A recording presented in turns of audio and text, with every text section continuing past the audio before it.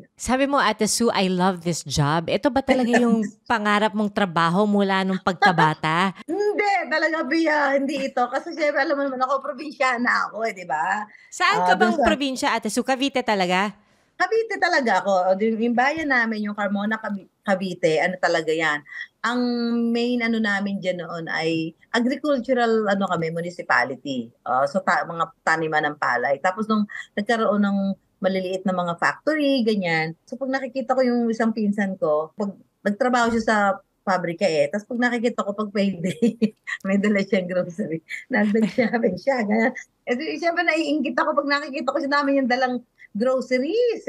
Ay, sabi ko, gusto ko din magtrabaho dyan sa factory. Sabi ko, gusto ko, pag uuwi ako, marami din akong dalang grocery. Yun ang ano ko.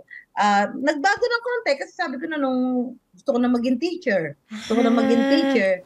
Bagay din sa'yo, Ate Sue, teacher. Tagay din ng teacher. Oo. Pero kasi yung teacher kong isa, natakot ako. Kasi maliit siya Maliit siya, parang mas konti lang ang laki niya sa akin. Tapos, ang payat pa niya. Tapos nung tinatanong ko, ma'am, madali po bang maging teacher? Tapos sabi niya, hindi. Sabi ko, sabi ko, bakit po? Nako! Ay, syempre ito, mga ano na lang, mga figure of ano niya, speech. Nako, araw-araw, isang tasang duguwang nawawala sa akin.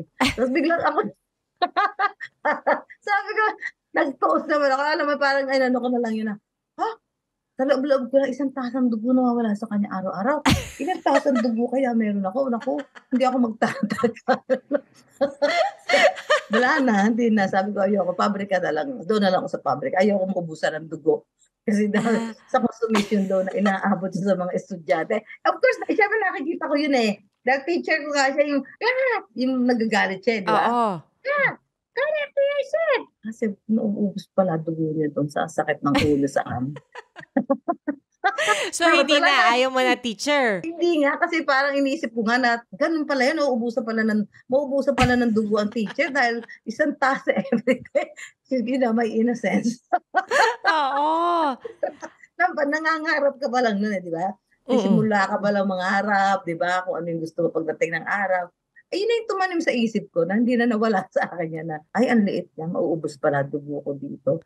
Doon ako sa factory mag-a-apply pagkatapos ko.